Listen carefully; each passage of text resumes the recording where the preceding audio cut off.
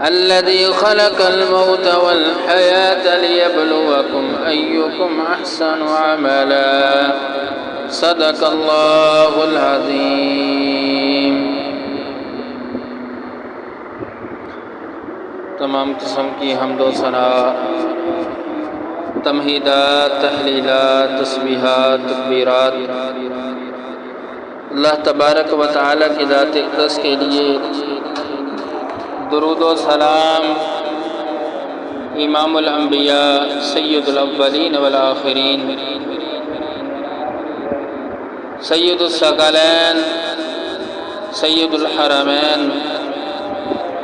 خاتم النبیین، آمنہ کے لال جناب محمد رسول اللہ صلی اللہ علیہ وسلم کی ذات کے لیے۔ میرے محترم سامعین کرام، سورہ ملک کی 2 نمبر آیت میں نے آپ کے سامنے تلاوت کی ہے۔ اللہ تعالیٰ نے اس آیت کریمہ کے اندر اس بات کو واضح فرمایا کہ الذی خلق الموت والحیاۃ لیبلوکم ایکم احسن عملا، کہ زندگی اور موت کو میں نے پیدا کیا، یعنی اس ذات نے پیدا کیا، اللہ تعالیٰ نے، لیبلوکم ایکم احسن عملا، تاکہ وہ تمہیں آزمائے، تمہاری آزمائش کرے کہ تم میں سے بہترین، احسن، اچھا عمل کرنے والا کون ہے۔ عربی زبان کا ایک مشہور مقولہ ہے کہ فعل الحکیم لا یخلو من الحکمت، کہ حکیم کی یا دنا کا کام حکمت سے خالی نہیں ہوتا۔ تو پھر لازمی طور پر یہ بات کہ اللہ تبارک و تعالیٰ کی طرف سے جو آزمائش اور امتحان ہوتے ہیں وہ بھی کسی حکمت سے خالی نہیں ہوتے۔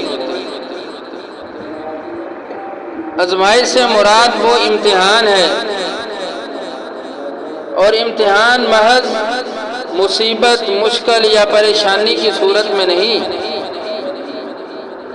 ہوتا، بلکہ امتحان انسانی زندگی کے ہر لمحہ، ہر لحظہ، شب و روز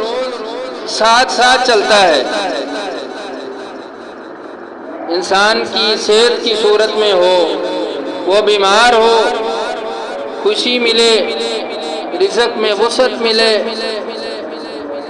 تو یہ ساری چیزیں یہ اللہ کی طرف سے امتحان ہے۔ اور پھر امتحان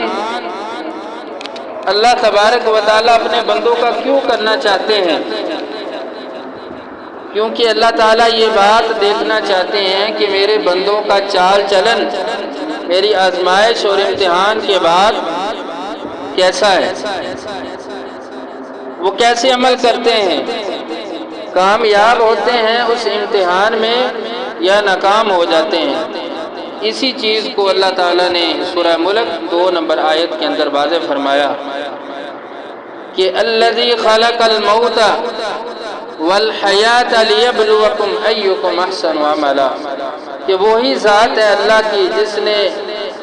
زندگی اور موت کو پیدا کیا اور پھر تمہاری آزمائش کے لیے یا تمہیں امتحان میں ڈالا کہ یہ چیک کرے کہ تم میں سے اچھا عمل کون کرتا ہے۔ اللہ تعالیٰ کی ہاں یہی چیز قابل قبول ہے اور اللہ کو یہی مقصود ہے۔ دنیا تو دار الامتحان ہے، ایک آزمائش گاہ ہے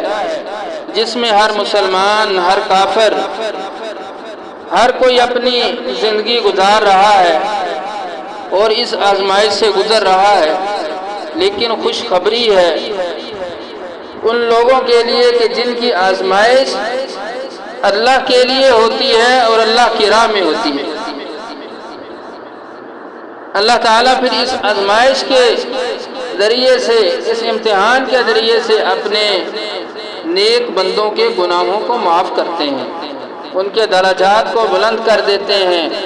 ان کا ایمان کھڑا ہوتا ہے، یہ بات واضح ہو جاتی ہے کہ امتحان کے بعد کہ یہ پکا مومن ہے، یہ اللہ کا فرما بردار اور مطیع ہے۔ اور دوسرا، برے لوگ، ان پر مصیبت اور مشکلات ان کے اعمال کے سبب سے آتی ہیں، جو ان کے اعمال ہوتے ہیں۔ پھر ان برے لوگوں میں اگر وہ مسلمان ہیں تو اللہ تعالیٰ اس امتحان اور آزمائش کے ذریعے سے اس کے گناہوں کو معاف کر دیتے ہیں۔ وہ امتحان، وہ آزمائش اللہ کی طرف سے بیماری کی صورت میں، مال کی کمی کی صورت میں، یا کسی بھی معاملے کی وجہ سے انسان کا پریشان ہونا، کسی امتحان میں پڑ جانا، یہ کسی حکمت سے خالی نہیں ہے، اس میں اللہ تعالیٰ کی بے شمار حکمتیں ہیں۔ تو اگر برے لوگ کافر ہیں تو یہی امتحان ان کے لیے اللہ کی طرف سے عذاب الہی ہے، اللہ کی طرف سے عذاب ہوتا ہے۔ تو میرے محترم سامعین کرام، بندے کی آزمائش ہوتی ہے۔ پھر آزمائش کیوں ہوتی ہے؟ زندگی کے اندر دو طرفہ امتحان، اس سے بندہ گزر رہا ہے، ایک عمل ہے اور دوسرا رد عمل ہے۔ مثلا اللہ تبارک و تعالیٰ نے اپنے بندوں کو نعمتیں عطا کی، تو پھر ان نعمتوں پر اللہ تعالیٰ یہ دیکھتے ہیں کہ کون کیسا عمل کرتا ہے، اس کا پھر چال چلن کیا ہے، کیا وہ میری اس نعمت پر خوش ہے، میری فرما برداری کرتا ہے۔ اور دوسری چیز، اگر اللہ تعالیٰ اپنی نعمتوں سے محروم رکھیں تو پھر بھی اللہ تعالیٰ اس پر اس شخص کا، اس بندے کا رد عمل دیکھنا چاہتا ہے کہ اس کو اس نعمت سے محروم کیا گیا، میں نے یہ چیز نہیں عطا کی، اب اس کا رد عمل کیا ہے؟ بے صبری ہے، گلے اور شکوے ہیں، یا اس پر بھی صبر ہے اور اللہ کا شکر ہے کہ اللہ نے جس حالت میں رکھا ہے، جس معاملے میں رکھا ہے، اللہ تعالیٰ کی اس میں حکمت ہے، اللہ تعالیٰ یہ دیکھتے ہیں۔ تو یہ امتحان یہ اللہ کی طرف سے ہے۔ کھرا کھوٹا، اچھے اور برے کی پہچان اسی امتحان کی وجہ سے ہوتی ہے۔ بچہ اسکول میں پڑھتا ہے، سارا سال پوری کلاس کے اندر بچے پڑھتے ہیں، پھر سال بعد امتحان ہوتے ہیں، اور ان امتحانوں کی وجہ سے پھر یہ پتہ چلتا ہے کہ کون سا بچہ زیادہ پڑھنے والا تھا اور کون نہیں پڑھتا، یعنی یہ اس بات کا فیصلہ ہوتا ہے، کھرا کھوٹا، اچھا برا، اس کا فیصلہ کیا جاتا ہے۔ تو اللہ تعالیٰ بھی امتحان کے ذریعے سے یہی چیک کرتے ہیں۔ اور اس کائنات کی حقیقت اور زندگی کا مقصد اگر اس کو انسان بندہ سمجھ لے تو پھر اس کا مطمع نظر اور اس کا نظریہ اور فکر وہ نہیں ہوگی جو اس کی خواہشات کہتی ہیں، بلکہ اس کا نظریہ اور فکر وہ ہے، وہ ہوگی جو اللہ تبارک و تعالیٰ نے اپنی ان آیات کے اندر واضح کی ہے۔ وَهُوَ الَّذِي خَلَقَ السَّمَاوَاتِ وَالْأَرْضَ فِي سِتَّةِ أَيَّامٍ، کہ اللہ تبارک و تعالیٰ نے آسمانوں اور زمین کو 6 دن کے اندر پیدا کیا ہے۔ وَكَانَ عَرْشُهُ عَلَى الْمَاءِ، اور اللہ کا عرش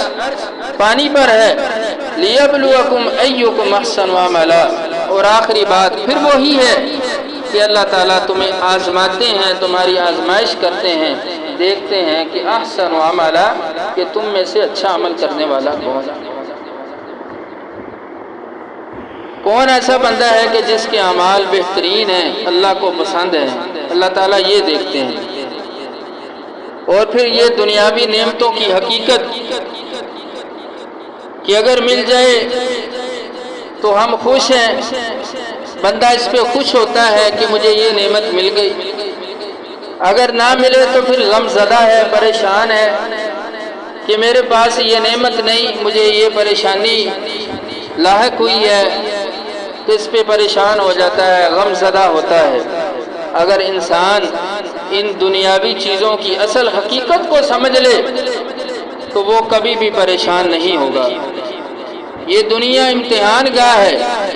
اور اصل مال و متاع نہیں ہے، کیونکہ دنیا کی یہ تمام نعمتوں کے ذریعے سے اللہ تعالیٰ نے جنت اور جہنم کے فیصلے کرنے ہیں۔ ان کے ذریعے سے یہ فیصلہ ہوگا کہ کون جنت میں جائے گا، کون جہنم میں جائے گا۔ دنیا کی یہ حقیقت ہے، اور اسی کو اللہ تبارک و تعالیٰ نے قرآن مجید کے اندر سورہ انعام 32 نمبر آیت کہ وَمَا الْحَيَاةُ الدُّنْيَا إِلَّا لَعِبٌ وَلَهْوٌ، کہ یہ دنیاوی زندگی ایک کھیل تماشا ہے۔ وَلَدَارُ الْآخِرَةُ خَيْرٌ لِلَّذِينَ، اور آخرت کا گھر بہترین ہے، کن کے لیے بہترین ہے؟ لِلَّذِينَ يَتَّقُونَ، ان لوگوں کے لیے بہترین ہے جو اللہ سے ڈرتے ہیں۔ أَفَلَا تَعْقِلُونَ، کیا تم اس بات کو نہیں سمجھتے؟ کیا تم عقل نہیں رکھتے؟ تم اس بات پہ غور و فکر نہیں کرتے کہ بہترین گھر کون سا ہے؟ بہترین گھر وہ ہے جو قیامت کے دن اللہ تبارک و تعالیٰ نے جنت کی صورت میں عطا کرنا۔ سیدنا نعمان بن بشیر رضی اللہ تعالیٰ عنہ بیان کرتے ہیں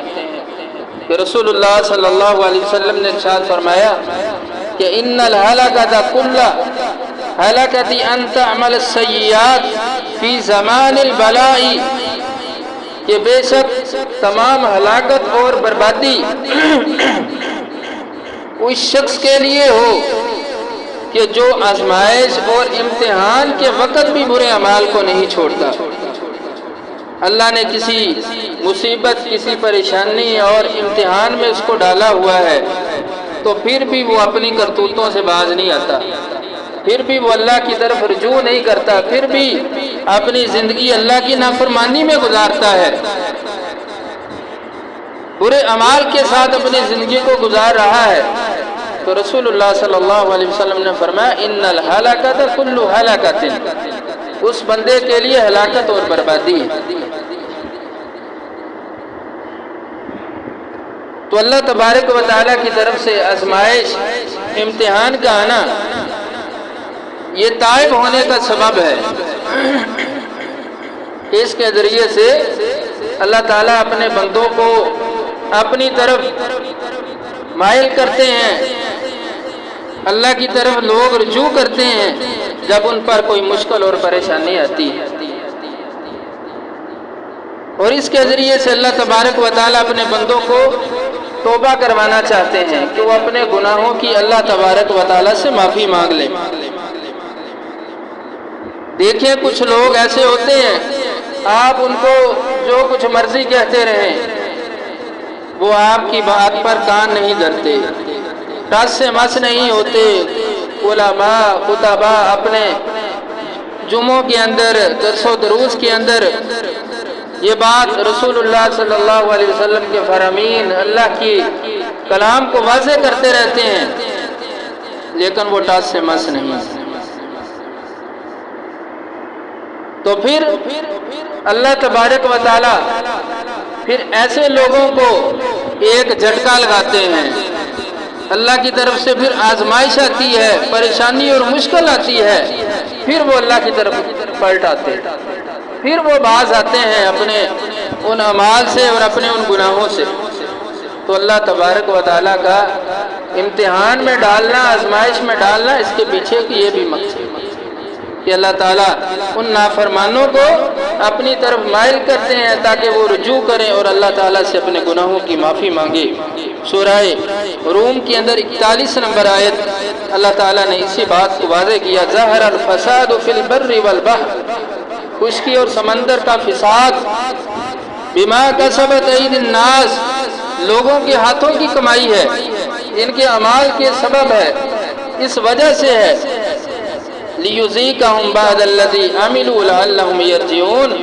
تاکہ تم اللہ کے عذاب کو چکھو،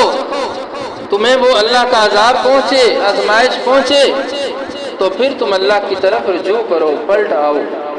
اگر خشکی کا عذاب ہے یا سمندر کا پانی کی صورت میں عذاب ہے، یہ تو انسان کے اپنے اعمال کے سبب ہے، اپنے برے افعال کے سبب ہے۔ اللہ تبارک و تعالیٰ پھر اس سے لوگوں کو اپنی طرف مائل کرتے ہیں تاکہ رجوع کر لیں، اللہ سے معافی مانگ۔ لیکن انبیاء کرام اور نیک لوگ دیکھیں کہ ان پر بھی اللہ کی طرف سے کتنی آزمائش آئی۔ انبیاء کرام دیکھ لیں کہ سب سے زیادہ آزمائش اور تکالیف ان کو اللہ تبارک و تعالیٰ کی طرف سے پہنچی ہے۔ تو اگر نیک لوگوں کو اللہ کی طرف سے کوئی امتحان میں ڈال دیا جائے یا کوئی پریشانی اور مصیبت پہنچ جائے تو اللہ تعالیٰ اس کے ذریعے ان کے درجات کو بلند کرتا ہے، ان کے مقام کو اور بلند کر دیا جاتا ہے۔ اور اگر برے لوگ اور وہ مسلمان ہوں تو اللہ تعالیٰ اس کے ذریعے ان کے گناہوں کو معاف کر دیتے ہیں، اور اگر برے ہوں اور کافر ہوں تو اللہ تعالیٰ کی طرف سے یہ ان کے لیے عذاب الہی ہوتا ہے، عذاب ہوتا ہے۔ تو انبیاء کرام کو دیکھیں، جناب محمد رسول اللہ صلی اللہ علیہ وسلم کی مکی زندگی، پہلے 3 سال آپ کی دعوت و تبلیغ کے، پھر اس کے بعد باقی مکی زندگی کے اندر پھر طائف کا سفر، پھر مدینہ کی طرف ہجرت، اور مدینہ کے اندر آپ کی زندگی یعنی ایک ایک دن آپ کے شب و روز رسول اللہ صلی اللہ علیہ وسلم کے امتحانات سے گزرے ہیں۔ تو یہ اللہ تبارک و تعالیٰ کی طرف سے آزمائش، یہ پریشانی اور مشکلات، یہ ان کے درجات کی بلندی کے لیے۔ سیدنا ابراہیم علیہ السلام کی ساری زندگی آزمائشوں اور امتحانوں سے بری پڑی ہے۔ سیدنا یوسف علیہ السلام، سیدنا عیسیٰ علیہ السلام اور سیدنا موسیٰ علیہ السلام، تمام انبیاء کرام سلف صالحین کی زندگیوں کو پرکھیں، پڑھیں تو وہ امتحانوں سے بڑی پڑی نظر آتی ہیں۔ تو اس کے ذریعے اللہ تبارک و تعالی نیک لوگوں کے مقام اور درجات کو بلند کر دیتے ہیں۔ سیدنا سعد بن ابی وقاص رضی اللہ تعالیٰ عنہ کہتے ہیں کہ میں نے رسول اللہ صلی اللہ علیہ وسلم سے سوال کیا، ای الناس اشد البلاء، کہ لوگوں میں سب سے زیادہ سخت امتحان کس کا ہوتا ہے؟ تو آپ صلی اللہ علیہ وسلم نے فرمایا، الانبیاء ثم الامثل فالامثل فلیبتلی الرجل علی حسب دینہ، کہ سب سے سخت امتحان اور آزمائش انبیاء کرام کی ہوتی ہے۔ پھر اس کے بعد درجات ہیں، پھر اس کے بعد جو نیک لوگ ہیں ان کی اللہ تبارک و تعالیٰ آزمائش کرتے ہیں۔ تو اس سے یہ پتہ چلتا ہے کہ جو نیک لوگ ہوتے ہیں اگر ان پر مصیبت اور پریشانی اور مشکل آ جائے تو یہ بھی اللہ تبارک و تعالیٰ کی طرف سے ہے، اور اللہ تعالیٰ اس کے ذریعے سے ان کے درجات کو بلند کر دیتے ہیں۔ محمد بن خالد اپنے باپ اور وہ اپنے دادا سے بیان کرتے ہیں جو صحابی رسول تھے، کہتے ہیں کہ میں نے رسول اللہ صلی اللہ علیہ وسلم کو یہ فرماتے ہوئے سنا کہ ان العبد اذا سبقت له من اللہ منزلۃ، کہ اگر اللہ تبارک و تعالیٰ نے کسی شخص کو بلند مقام عطا کرنا ہے یا اس کے مقدر میں لکھ دیا ہے تو لم یبلغها بعملہ، تو پھر ابتلاہ اللہ فی جسدہ، تو اللہ تعالیٰ پھر اس بندے کو یا جسمانی آزمائش کے اندر مبتلا کر دیتے ہیں، او فی مالہ، یا مال کے امتحان میں ڈالتے ہیں، او فی ولدہ، یا اولاد کے امتحان میں ڈال دیتے ہیں۔ یہ بھی اللہ کی طرف سے امتحان ہے، اور پھر اس کے ذریعے سے اللہ تعالیٰ درجات کو بلند کرتے ہیں۔ اور دوسری طرف آزمائش اور مشکل پریشانیاں برے لوگوں پر یہ ان کے اپنے اعمال کے سبب سے ہوتی ہیں، ان کی بد عملی کی وجہ سے، رسول اللہ صلی اللہ علیہ وسلم کے فرامین کو ترک کرنے کی وجہ سے۔ اس کی علامت کہ اللہ تعالیٰ نے ہر نعمت سے نوازا ہے لیکن پھر بھی بے چینی اور بے سکونی زندگی کے اندر کوئی سکون نہیں ہے، تو اللہ تبارک و تعالیٰ نے اسی چیز کو قرآن میں واضح کیا ہے، وَمَنْ أَعْرَضَ عَنْ ذِكْرِي फ़इन्न लहू मईशतन ज़न्का व नहशुरुहु यौमल क़ियामति अमा, कि अब मेरे नाफरमान जो मुझसे मुंह मोड़ लेते हैं, दुनिया के अंदर रूगर्दानी करते हैं, कल क़यामत का दिन होगा। फरमाया व नहशुरुहु यौमल क़ियामति अमा, तो फिर मैं ऐसे लोगों को अंधा करके उठाऊँ। ये कितनी सख्त वईद है उन लोगों के लिए जो अल्लाह तबारक व तआला के फरामीन को पसे पुष्ट डाल देते हैं। अगर कल क़यामत का दिन हो, फिर अल्लाह से ये लोग सवाल करें कि अल्लाह हमें तो अंधा कर दिया गया, दुनिया के अंदर हम बीना थे, देखते थे, हर चीज़ हमारे सामने थी, तो अल्लाह तबारक व तआला की तरफ से यही जवाब होगा कि दुनिया के अंदर तुम्हें देखने के लिए मैंने आंखें दी, लेकिन तुमने देखा नहीं है, मेरे फरामीन को पढ़ा नहीं है, मेरे नबी की बातों को सुना नहीं है, देखा नहीं है, पढ़ा नहीं है, अमल नहीं किया। तुमने आंखों के होते हुए अंधों वाला काम किया है, तो आज मैंने तुम्हारी उस नज़र को छीन लिया है, तुम्हें अंधा करके उठाया गया है। तो मेरे मोहतरम सामीईन किराम, ये तकालीफ, ये परेशानियाँ, ये मसाइब, ये इंसान के अपने अमाल के सबब से भी होते हैं, और अल्लाह ताला इंसान के अंदर एहसास को पैदा करना चाहते हैं ताकि उसमें एहसास पैदा हो जाए, वो अपना अल्लाह की तरफ रुजू कर ले।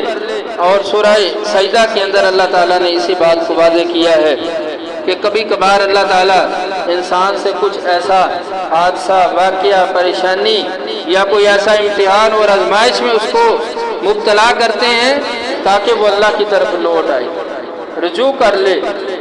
क्योंकि जब आजमाइश आती है, मुश्किल और परेशानी आती है, बंदे का दिल खुद ही नरम हो जाता है, फिर वो अल्लाह की तरफ रुजू करता है, अल्लाह की तरफ आता है, अल्लाह से मांगता है, क्योंकि वो अपनी तकलीफ को बर्दाश्त नहीं कर पाता। फिर वो अपने उस गम को कम करने के लिए अल्लाह से बातें करता है।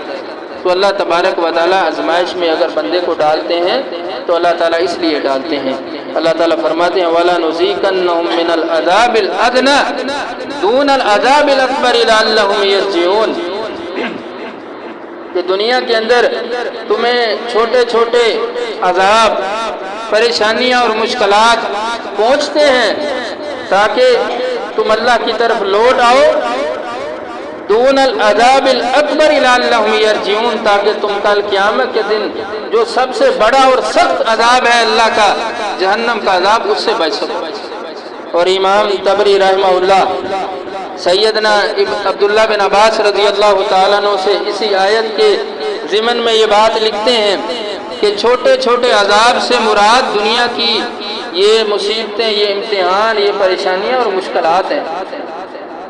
इनके ज़रिए अल्लाह तबारक व तआला तुम्हारे गुनाहों को माफ़ करेंगे अगर तुम अल्लाह की तरफ लौट आओ और अपने गुनाहों की माफ़ी मांग लो, और कल क़यामत के दिन जो अल्लाह तबारक व तआला ने एक बहुत बड़ा अजाब तैयार कर रखा है उससे बच जाओ। अल्लाह ताला ने ऐसे ऐसे अहकामात नाजिल किए कुरान के अंदर जो हमारे माशरे की ऐसे अक्कासी करते नजर आते हैं, जैसे ये बात महसूस होती है कि ये शायद इसी वक्त के लिए अल्लाह तबारक व तआला के हुक्म। सूरह तौबा के अंदर 126 नंबर आयत अल्लाह ताला ने ये बात वाज़ेह की, अवला यरौन अन्नहुम युफ्तनून फी कुल्ली आमिन मर्रतन औ मर्रतैन, क्या तुम ये नहीं देखते कि हर साल तुम्हें एक मर्तबा या दो मर्तबा अल्लाह की तरफ से आजमाइश में डाल दिया जाता है। सुम्मा ला यतूबून वला हुम यज़क्करून, तो फिर भी तुम तौबा ना करो और नसीहत ना पकड़ो, तो ये तुम्हारे लिए कितनी बदबख्ती की बात है। देखें कि हर साल अल्लाह तबारक व तआला की तरफ से ये मौसमी अज़ाब आते हैं कि नहीं आते। ये गंदम का सीज़न हो या दूसरा मौसम हो, साल के अंदर अल्लाह तबारक व तआला की तरफ से कभी बारिश की सूरत में, कभी ज़ल्ज़ले की सूरत में, कभी क्या साली की मतलब बारिश ना होने की सूरत में, यानी मुख्तलिफ सूरतों में अल्लाह तबारक व तआला की तरफ से अज़ाब है। तो ये जो अज़ाब हैं इनको अल्लाह तबारक व तआला ने छोटे अज़ाब कहा है। इनका मकसद है अल्लाह की तरफ पलट आना, अल्लाह की तरफ रुजू कर लेना, تاکہ تم کل قیامت کے دن جو ایک بہت بڑا عذاب اور اللہ تبارک و تعالیٰ نے جہنم یعنی دوزخ کی صورت میں تیار کیا ہے اس سے بچ جاؤ، اور اللہ کے اس گھر کو حاصل کر لو جس کو خیر للذین وَلَدَارُ الْآخِرَةِ خَيْرٌ لِلَّذِينَ يَتَّقُونَ فَلَا تَعْقِلُونَ، کہ جس کو بہترین گھر کہا گیا ہے ان لوگوں کے لیے جو اللہ تبارک و تعالیٰ سے ڈرنے والے ہیں۔ اللہ تعالیٰ ہمیں عمل کی توفیق دے۔ وآخر دعوانا ان الحمد للہ رب العالمین۔